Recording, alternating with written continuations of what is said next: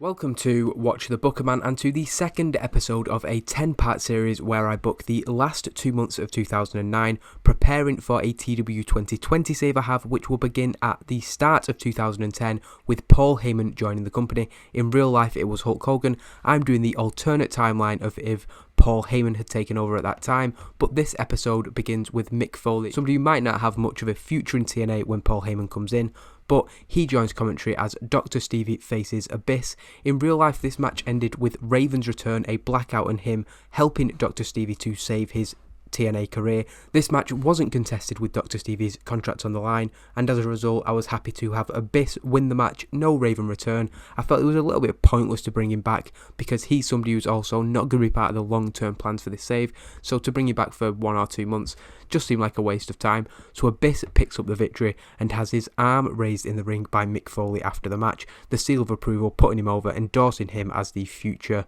or the present even. Dr. Stevie is then interviewed after the break. He comes back and tells Lauren that things aren't over with Abyss and Foley. In real life, Raven's return led to a tag team match at Final Resolution, I think, or they might have done it on Impact, but the point is, Stevie is going to continue to feud with Abyss and Mick Foley, but no Raven, so it's going to go in a different direction. So that's one of the first changes that I've made in terms of storyline direction, because I didn't want to bring Raven back. Alyssa Flash then wins the second match of the night, defeating Tracy Brooks in just over 4 minutes by submission. The commentators put over during this match that Tracy Brooks has a birth defect, that means she has a weak arm. Alyssa Flash targeted this throughout the match, and that is what helped her to victory. Brooks wasn't happy with her breaking the wrestler code, and this resulted in a scuffle after the match. Brooks annoyed that Flash had targeted her weakness. This was a storyline they did. I'm not sure it makes that much sense, because surely if you're wrestling you're going to go after somebody's weakness, but it's something they did and it wasn't too offensively bad, so I've kept that in and we're going to keep that going. I'm not sure it actually went anywhere after this. But we get an interview in the back. EY and British Invasion of the World Elite, angry that the suspension was lifted on Doug Williams and Brutus Magnus. They will face Beer Money tonight, and if Beer Money win, they will join that match. I did say last week that it was already a 3-way. That was just me missing the fact that this match had taken place, and actually it's currently scheduled to be Motor City Machine Guns v British Invasion, but you know, I've kind of given a spoiler for how that match will go later tonight. We then get the Black Machismo Invitational. I'll compare this to what happened in real life. Jim the Anvil Neidhart accepted Machismo's challenge to any legend to come and face him, and Neidhart beat Jay Lethal in, I think it was like 2 minutes. Obviously I wasn't going to book that. Well, actually I did consider booking that, because the plan I've got for Black Machismo when Heyman comes in does revolve around tapping into the fact that he's kind of playing a comedy gimmick when he's such a talented wrestler. But instead of doing that, I decided to have Desmond Wolfe come out and cut it off. He says that this stupid invitational isn't going to happen. He asks Machismo if he's taking the piss, bringing the old timers in. They should be focusing on the future, and Desmond Wolfe is the future of TNA. He says that he knows that Kurt Angle's at home ready for an interview later tonight, but why don't they put him on screen right now so he can talk to Kurt Angle. Angle is then shown. He's not quite prepared for the interview, but he comes on camera and he fires back at Desmond Wolfe, talking about their match at Turning Point and what he intends to do to him. Wolfe says that it doesn't matter what Angle talks about, because there's a reason that he's been home for 2 straight weeks.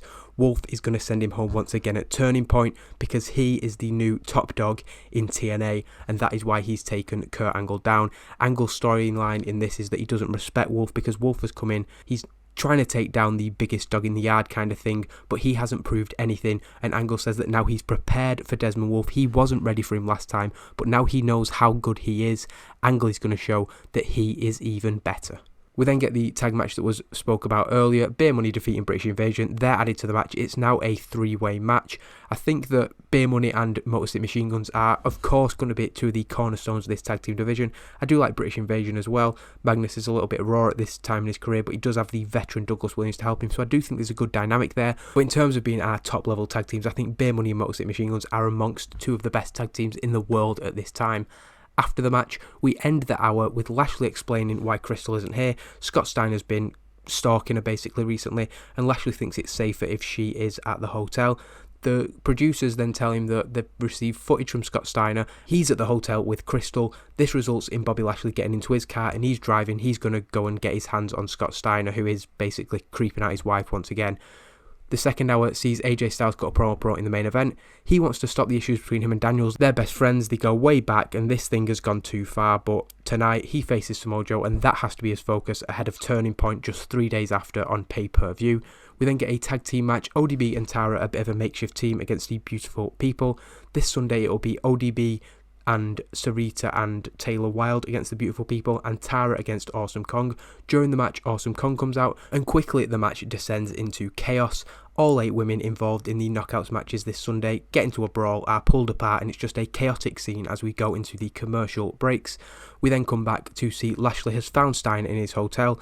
They end up brawling, Lashley trying to protect his wife, and Steiner knocks him out with a lamp to the head. They will face in a Falls Count Anywhere match on Sunday, and this has been a personal heated storyline. Steiner's another one whose days are probably numbered. Lashley actually left TNA in early 2010, so 2 guys who probably aren't going to be around much in the Paul Heyman era, but nonetheless, I definitely see more in Lashley as a valuable asset than Scott Steiner, who really is kind of the antithesis of the idea that we're trying to get across of young, hungry talent. Nothing against Scott Steiner, but he really doesn't fit in with the upcoming philosophy. We then get an X Division 6-man match. This Sunday, Amazing Red will face Homicide for the title. Machine Guns obviously in that World Tag Team titles match. In real life, this match was made by Super Dave Osborne, I think it is. Marty Funkhouser, I know him as Bob Einstein.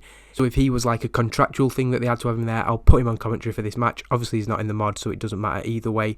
The faces pick up the victory. Alex Shelley pinning Sheikh Abdul Bashir and continuing the momentum for that match. Homicide and Amazing Red neutralising each other, which meant that it came to the Machine Guns and Kiyoshi and Sheikh Abdul Bashir, and Machine Guns were always going to come out on top of that. They stand tall and celebrate. We then come back for a in-ring promo where Team 3D say that Rhino was right all along.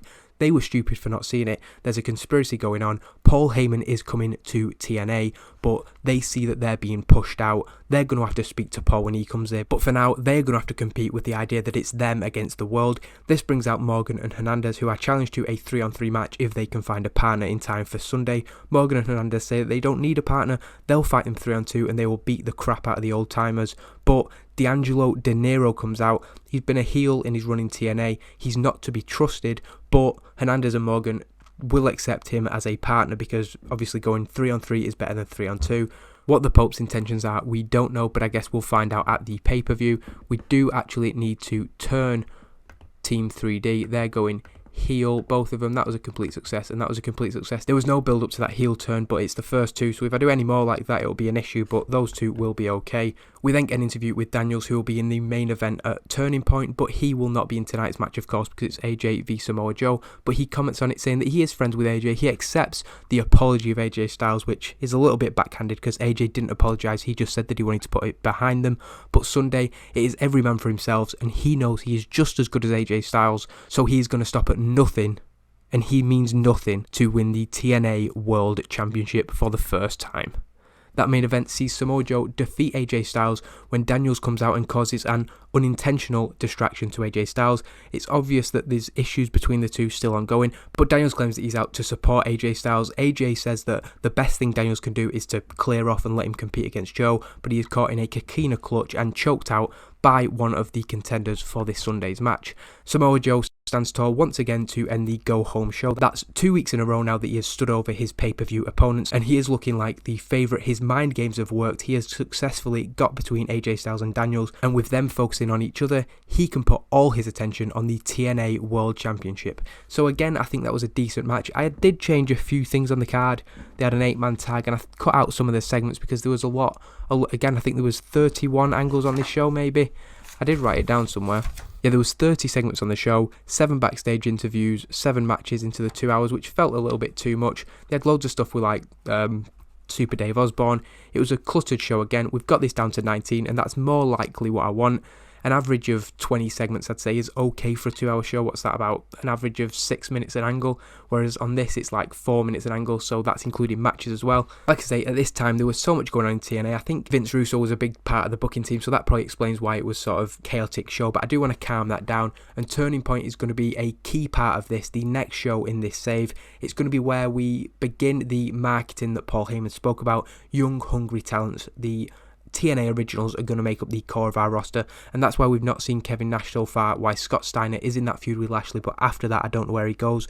We've not brought Raven back, things like that. It's all about focusing now on the young talents. Like I said, all the big things are going to come in 2010 when Paul Heyman officially joins the company, but I'm enjoying shaping the roster and learning about the people on the roster. I do remember watching TNA at the time, but this is definitely a great refresher to get me back on board with all the people who are involved, and watching some of the matches and some of the highlights from these shows, it is such a great roster. I mean, Amazing Red, Motor City Machine Guns, all the X Division, Joe, Daniels, AJ, it's such a great roster. And the chance of booking Desmond Wolf's first months in the company, I think he had that good start with Kurt Angle, but after that he fell off a cliff really. He became a bit of a mid-carder, whereas I want to keep Desmond Wolf as one of the dangerous, more heavily pushed people on the roster. So again, yeah, Turning Point coming. It's got a very good, very strong card. I'm looking forward to booking that show. I have seen that pay-per-view recently, and some of the booking decisions I didn't agree with, so it's not going to be that similar to how it went in real life. But that is the next show in this save, episode 3, coming soon.